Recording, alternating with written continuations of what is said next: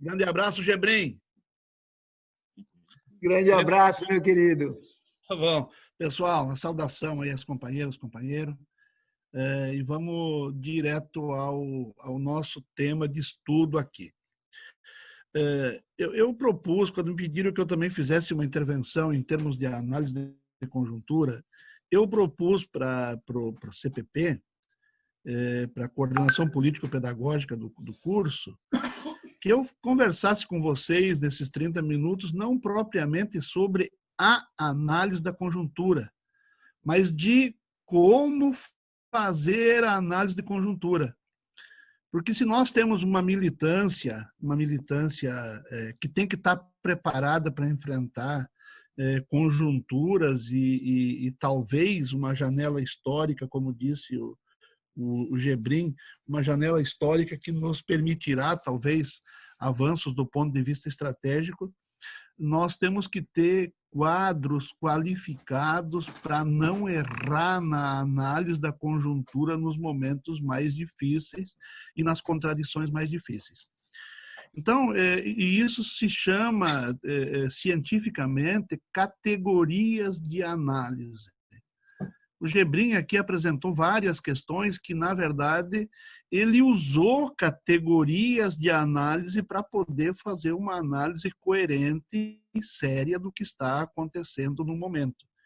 Eu sistematizei aqui, se vocês depois quiserem, eu posso até escrever isso de maneira um pouco simples, de maneira assim que possa ser um material de estudo, mas eu sistematizei aqui em 10, 11 pontos quais são as principais categorias que nós, de esquerda, nós revolucionários, nós do movimento social, usamos quando fazemos a análise de conjuntura. Embora um pouco superficial, eu recomendo esse livro do Betinho, que ainda está atual, principalmente o capítulo 1º, né? Mas o texto mais importante do método de fazer análise de conjuntura é um que o Gebrim citou aí, o 18 Brumário, de Luiz Bonaparte, do Marx. Embora ele lá fale mal dos camponeses, mas aquela realidade camponesa que ele analisou lá não existe mais hoje, né? Então, é a análise concreta da realidade concreta. O que vale são as categorias. Então, quais são as principais categorias que a gente tem que ter presente aqui na cabeça? Como se fosse um óculos. Eu sou meio cego, né?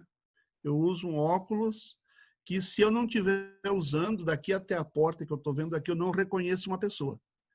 Muitas vezes, no meio da luta política, o militante e as pessoas comuns, né, são como uma pessoa que não consegue ver bem e não tem um óculos para analisar essa realidade que ele está enfrentando.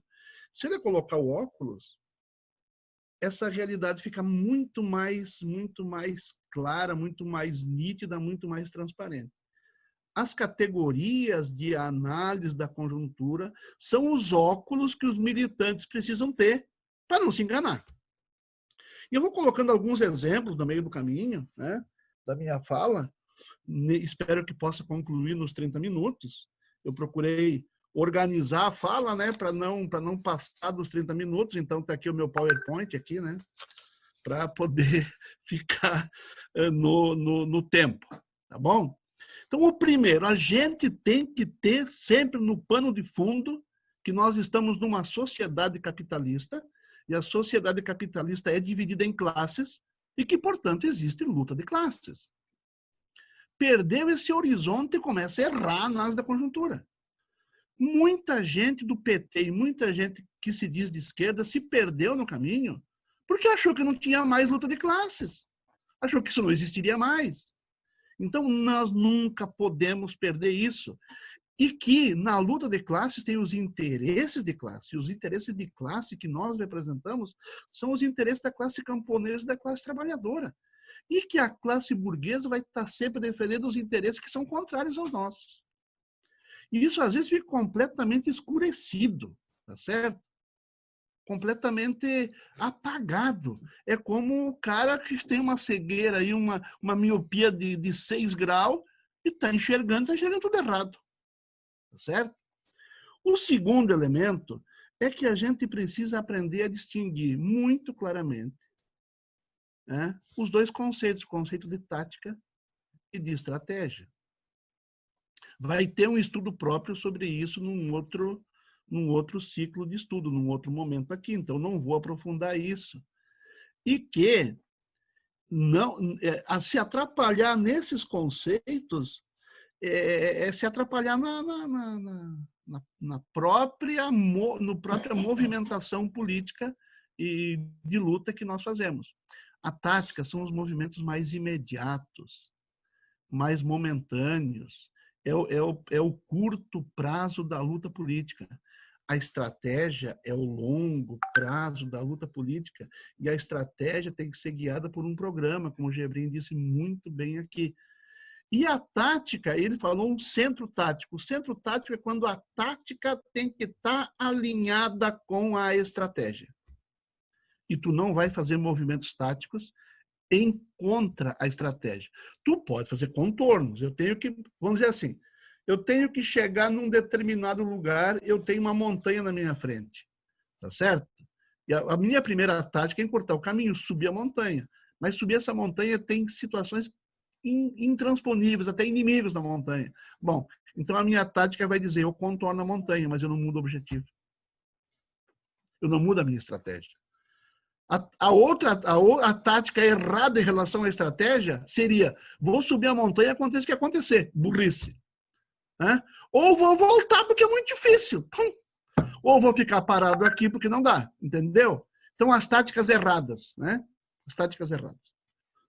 E outra questão, então, em relação à tática estratégica que vai ser estudada aqui, é que nós, um terceiro elemento, é que nós estamos sempre em luta pelo poder.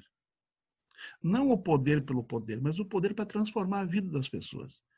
Nós cristãos temos um conceito, muitas vezes o cristão não luta pelo poder, eu me defino como cristão, né? O cristão luta sim, mas não o poder para beneficiar meia dúzia, não o poder para concentrar a renda, não o poder para, né, para beneficiar uma pequena classe, não o poder para oprimir os outros, né? Mas o poder, a luta pelo poder é central para as classes oprimidas e para as classes trabalhadoras. Um quarto elemento, uma quarta categoria que a gente tem que ter bastante clareza em distinguir é a questão da estrutura e da conjuntura. A conjuntura é uma análise da situação política momentânea, uma espécie de fotografia do momento, que o Gebrim fez brilhantemente aqui. Agora, uma análise de conjuntura errada é quando ele não tem atenção para os movimentos estruturais, o que está acontecendo na... E a estrutura que nós temos hoje é uma estrutura de um capitalismo em crise que busca no neoliberalismo, o Gebrim disse muito bem, a sua forma de perpetuação na história. Então, a análise de conjuntura, eu não posso nunca deixar de ter presente. Quando eu faço a análise de conjuntura, eu tenho que manter uma correlação muito forte sobre o que está acontecendo na estrutura. O quinto ponto, gente, se eu for muito rápido em alguns, depois a gente tem tempo para escrever isso, para continuar o debate, etc. Mas eu queria dar uma sistematização geral para vocês terem noção assim, do que é o conjunto. Claro que tem outros que usam outras categorias a mais, mas eu estou tentando sintetizar aqui nas principais categorias que normalmente a gente usa. São os cenários. São os cenários. O Gebrim, inclusive, falou aqui, nós poderemos ter uma janela histórica. Ele falou de um cenário possível, né? Mas, no imediato, nós temos que ver o seguinte, o que seria um cenário sem Bolsonaro e com Mourão? O que seria um cenário sem os dois? Quais as possibilidades de evolução nos vários cenários? E um bom analista de conjuntura nunca fica olhando para um cenário só. Ele olha os vários cenários e vê quais as maiores probabilidades e como o seu movimento, a sua luta pode interferir no cenário, pode mudar os cenários. Né? O sexto ponto, então, é distinguir claramente entre fatos e acontecimentos. Um beijo. Um beijo é um fato. Mas o beijo de Judas foi um acontecimento. Por quê? Porque mudou o rumo da história. Uma facada, o povo se dá a facada todo dia em tudo que é canto do Brasil, dá uma briga, surge uma faca muitas vezes. Então a facada é um fato, mas a facada no Bolsonaro foi um acontecimento. E isso a gente tem que ter uma sensibilidade muito grande para poder ler quais são os acontecimentos, os reais acontecimentos, porque a burguesia nos ilude com fatos, fazendo com que a gente ache que fatos são acontecimentos. E, às vezes, pequenos detalhes que eles querem nos passar a impressão de que são, que não são acontecimentos, aqueles é que são os verdadeiros acontecimentos. Por exemplo, quem é que diria que a Lava Jato seria um dos principais acontecimentos históricos da história do Brasil? E foi. E não foi percebido lá dentro. Vírus. Nós temos milhões de vírus no nosso corpo, na natureza, mas tem um vírus que mudou a história. Então, o vírus é um fato da nossa vida biológica, mas o Corona-19 virou um acontecimento que pode mudar. Já mudou o curso da história. A gente não sabe ainda para onde, né? Exatamente. E vai depender muito de nós também para onde ele vai. Uma outra categoria importante, o Betinho. O Betinho fala em atores. Eu, sinceramente, não gosto da expressão atores, né? Eu prefiro a expressão do Paulo Freire, sujeito, né? Os sujeitos. Quem são os sujeitos históricos, sociais e políticos que estão agindo na conjuntura e no processo histórico, portanto, na estrutura? Identificar os sujeitos, fazer uma leitura da luta de classe, identificando como se movem os sujeitos.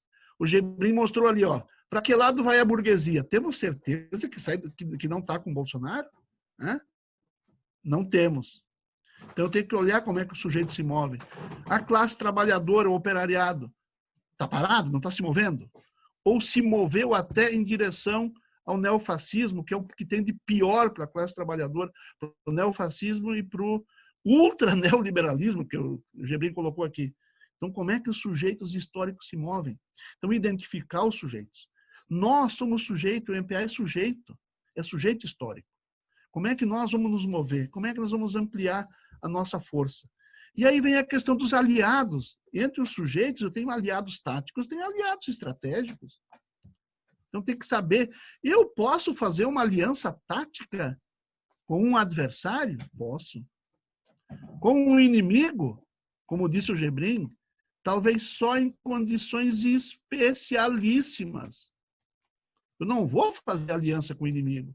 E eu vou ter que saber distinguir no momento histórico quem ali é inimigo. O Gebrim deu 2 critérios para nós ali.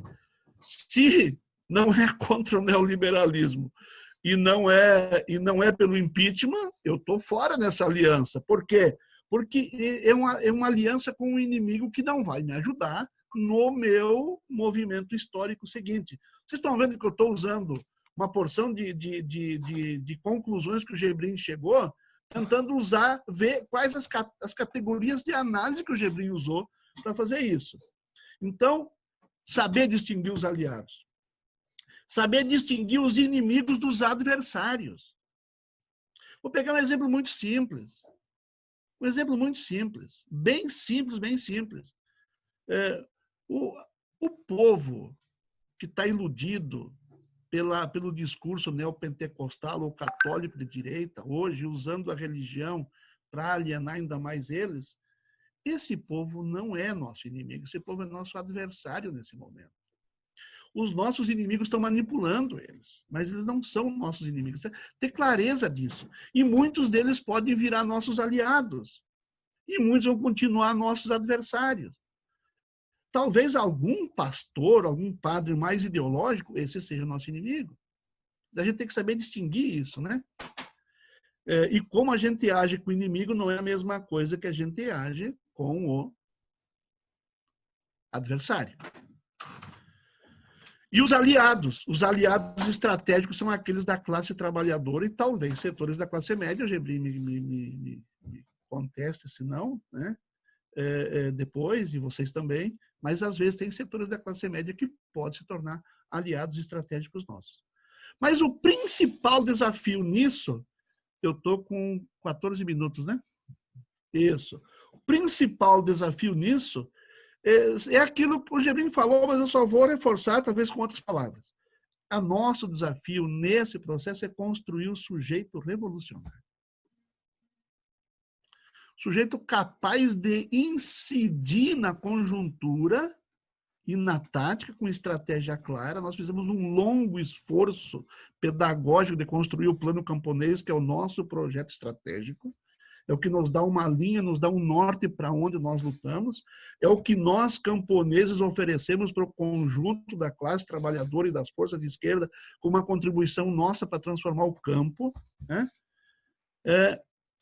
Então, é construir esse sujeito revolucionário e termos força própria. Não incide na conjuntura quem não tem força própria, quem vai como piolho pela cabeça dos outros, quem não tem ideologia própria. Como é que você vai distinguir tua posição na conjuntura se você não tem força própria? Não tem uma base coesa, unida, com um projeto claro para incidir na conjuntura. E esse é o nosso desafio. Quando falamos em trabalho de base, falamos em formação, falamos em organização, falamos em aliança com o povo da cidade, organizamos a solidariedade nesse tempo de pandemia, orientamos nossa posição pelo isolamento social. Isso tudo está orientado por uma visão estratégica de um comportamento nosso como sujeitos revolucionários e nos ajuda a construir força própria para incidir na conjuntura. Um outro elemento é a gente saber e analisar as contradições, as nossas, a dos adversários e a dos inimigos. Aproveitar as contradições deles, diminuir o impacto das nossas contradições, elas sempre existem, resolver as nossas contradições quando possível. Às vezes tem disputa ideológica entre nós mesmos. Às vezes tem disputa de visão de futuro entre nós mesmos. Construir um método de construção da unidade, da coesão nossa dentro do movimento e na esquerda, que seja aglutinador. Aglutinador. E, às vezes, fazer com que as contradições do inimigo se aprofundem. Eu ajude a aprofundar as contradições do inimigo para tornar mais fácil a nossa luta. Vou trazer aqui um grande inspirador nosso, Clodomiro Moraes. Clodomiro Moraes dizia o seguinte: eu tenho um amigo meu, um menino bom, com grandes possibilidades de se tornar um dirigente, etc. E eu vejo ele andando numa estrada muito ruim, com uma moto a 100 por hora, eu chego para ele e disse: menino, tu vai te matar, tu é importante, não faz isso. Aí tem o filho dele, ele contando, aí tem o filho do fazendeiro lá, o filho do latifundiário, andando com a moto a 100 por hora. E eu digo: mas essa moto só anda a 100, rapaz, essa moto é muito mais forte, tu pode ir a 140, 150 com essa moto aí. Então, o agir diferente, isso ele usava como exemplo pedagógico para dizer o seguinte: explore as contradições do seu inimigo e reduza as contradições do teu setor, do teu movimento. Oi? Estão me ouvindo? Sim, Frei. Sim, ouvimos sim, Frei. Estamos e muito bem. Deu uma interferência aí. Gente, e nessas contradições e tudo que eu falei até agora tem um elemento muito importante, que é a luta, já não sei mais quantos são aqui, porque eu me perdi mesmo aqui, no número, né? Eu acho que é o 9º, né? A luta pela hegemonia na sociedade. A hegemonia é o pensamento predominante, a visão predominante. Nós temos que lutar pela hegemonia na sociedade, no sentido de que a gente tenha na sociedade uma cultura, uma visão de mundo, uma forma de ver a vida que se coadune com os interesses da própria classe trabalhadora. Muitas vezes a classe trabalhadora vive uma ideologia que é a ideologia da classe dominante. Então, a luta pela hegemonia, esse conceito foi desenvolvido por Gramsci, né? Gramsci trabalhou muito o conceito de hegemonia. E ele dizia que a gente só constrói hegemonia quando a gente em direção intelectual, moral e política. Então, o dirigente, esse é um desafio para os dirigentes, um desafio para os militantes, que eles só vão construir hegemonia se as pessoas reconhecerem neles esta capacidade de direção intelectual, moral, não moral no sentido moralista, sabe? Mas moral no sentido assim, ó, que defenda os princípios e tenha coerência pessoal com os princípios que defende. Um grande exemplo de autoridade moral, intelectual e política é, por exemplo, Che Guevara, Fidel Castro.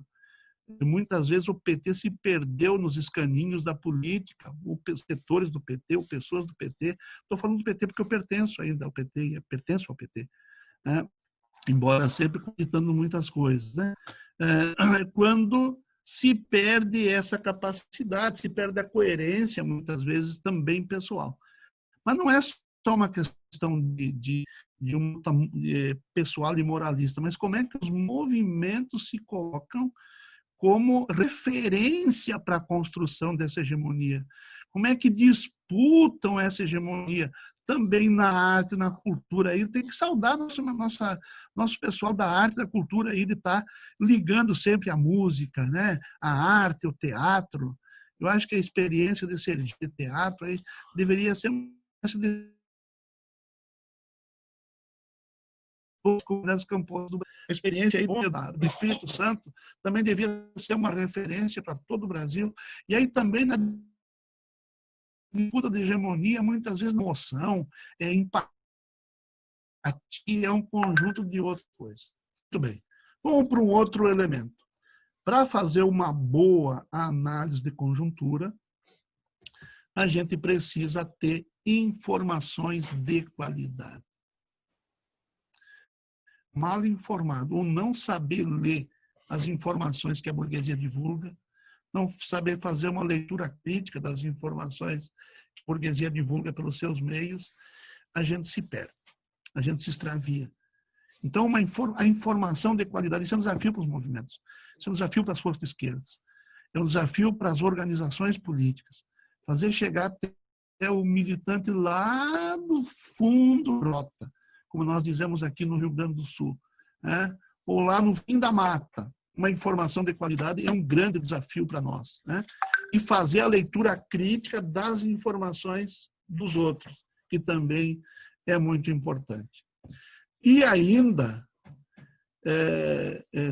isso aqui eu deveria ter colocado lá em cima, mas eu me lembrei depois, quando eu falei lá da tática e da estratégia, é uma outra categoria importantíssima, que é a gente saber ler a correlação de forças existentes na sociedade. Qual é a nossa força? O que está acontecendo com a nossa força nesse momento? Nós estamos debilitados? Então vamos nos fortalecer. O inimigo está muito forte? Não vamos atacar nesse momento. O MPA fez uma disputa, e o Gebrim ajudou, né? O Gebrim nos ajudou muito. Fez uma disputa, está fazendo ainda, com setores da esquerda e do próprio campesinato, que achavam que nós não sofremos uma derrota estratégica entre 14 e 17, ou 14 e 18, né? Que nós só tínhamos sofrido uma derrota política ou uma derrota ideológica, e nós dissemos, sofremos uma derrota estratégica. E se sofremos uma derrota estratégica, a nossa não é um momento de enfrentamento aberto, é um momento de recuo tático, é um momento de, eu sempre usei a expressão, adensamento de força, é um momento de reaglutinação da nossa base, é um momento da gente fortalecer a nossa musculatura. Não é um momento de enfrentamento aberto. E eu usei muito, né? Eu usei muito uma expressão que depois se tornou praticamente uma consigna da esquerda, que não é minha, é uma expressão do Gandhi, resistência ativa. Eu não estou parado, eu não deixei de lutar, não deixei de enfrentar o neofascismo, não deixei de enfrentar a burguesia, não deixei de enfrentar o latifúndio, mas eu tenho que saber que se eu fizer um enfrentamento aberto, me destrói. E destruindo, essa derrota estratégica fica ainda pior. Eu vou levar anos anos e anos para retomar. Assim, nós já vamos ter uma batalha muito grande, com muitas dificuldades para retomar. Então, nós temos que saber analisar a correlação de forças. Se nós analisar de forma equivocada e errada a correlação de forças, a gente cai no aventureirismo. A gente faz aventura, faz bobagem, faz besteira. E por isso que eu sempre dizia, principalmente... Tenho 5 minutos ainda. Frei Laércio está me ajudando muito aqui. Eu tenho dito muito para a nossa garotada. Né? Eu disse que quando o cara passa dos 60, começa a dar conselho. Né? Então, eu já passei. Digo o seguinte, nesses momentos, em todos os momentos de luta política, mas nesses momentos que nós estamos vivendo hoje, nós temos que saber combinar 2 virtudes revolucionárias. A virtude da ousadia com a virtude da prudência. E o pior erro do revolucionário é ser prudente quando devia ser ousado, ou ser ousado quando devia ser prudente. Isso vale para os movimentos, isso vale para o nosso comportamento pessoal. Então, tem momentos que são momentos de cautela, são momentos de prudência. A nossa vontade, e principalmente a vontade da nossa militância jovem, é de ir para a luta, de ir para o enfrentamento. Né? E às vezes, a vontade de nós mais velhos é ficar excessivamente na cautela. Né? Então, saber medir bem, assim, isso não é secundário, gente. Houve aqui um momento em que se discutiu na esquerda, vamos para a rua mesmo com a pandemia? Sim, mas com dezenas de cuidados. E como? Com atos simbólicos.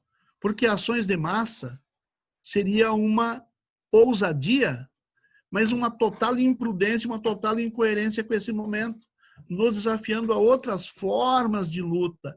Então, é isso que eu queria colocar, gente, a análise do momento histórico, da conjuntura, o Gebrim, de certa forma, já disse. O que eu queria, assim, tem muito... outra coisa, agora eu vou dar uma arriscada aqui, o tempo muito ainda, Frei. 3. Eu vou dar uma arriscada aqui, porque diz que o analista de conjuntura, que não se arrisca a prever o futuro, ele é um bosta, né? Porque é muito fácil analisar o que já passou. Então tem que arriscar o futuro. E aí é o que mais erra, né? Porque arrisca analisar o futuro e daí erra. Então eu vou dizer aqui uma coisa analisando, que também tu pega um outro elemento importante da análise de conjuntura, é tu pegar todos os elementos disponíveis na tua análise e exercitar a lógica. Aonde vai dar isso? Eu, quando vejo um filme de ação, eu tento ver qual dos que aparece como bonzinho no começo será o vilão no fim. Então, o exercício de lógica é o seguinte, é descobrir antes. Se eu descubro depois da metade do filme, eu me considero fracassado. Eu tenho que ser capaz de descobrir antes da metade do filme qual é o vilão, que aparece como bonzinho no começo. Então, eu acho que a burguesia vai tirar o Bolsonaro.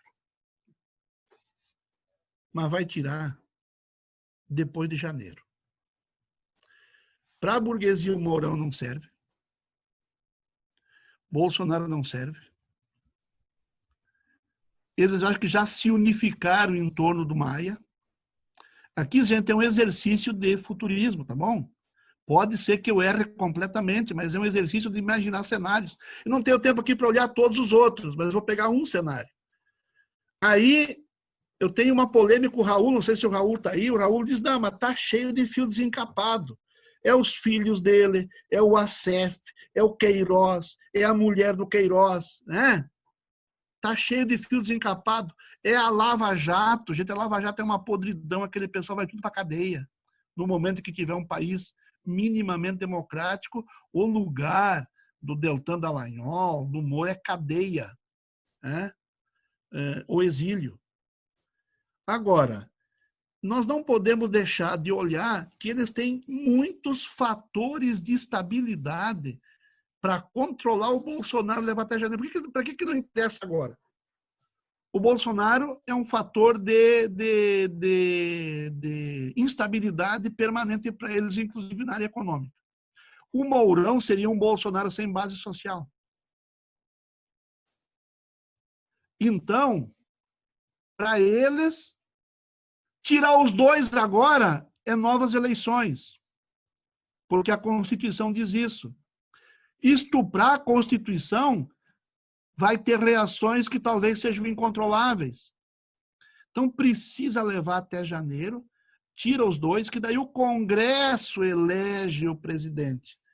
E quais são os fatores de estabilidade que podem fazer com que eles conduzam magistralmente até janeiro? Os fatores de estabilidade, os militares, que o Gebrim já falou, o judiciário, vocês viram ali o presidente do STJ dando uma liminar, mandando um dos principais fios desencapados para casa, que é o Queiroz, a Globo e os interesses econômicos da burguesia interna, né? Então, eles vão conduzir até lá, para lá fazer a transição. Para fazer uma transição lenta, gradual e restrita, como os militares fizeram lá no passado. Então, arriscando, né? Como eu disse, a analista de conjuntura arrisca. Eu acho que esse cenário é o mais provável. Fatores extraordinários podem acontecer? Podem. E acontecem. E eles poderão acontecer. Gente, muito obrigado. Eu passei quantos minutos, Frei? Passei 1 minuto e 30 segundos, desculpem aí. Espero que tenha sido útil essa minha fala aqui.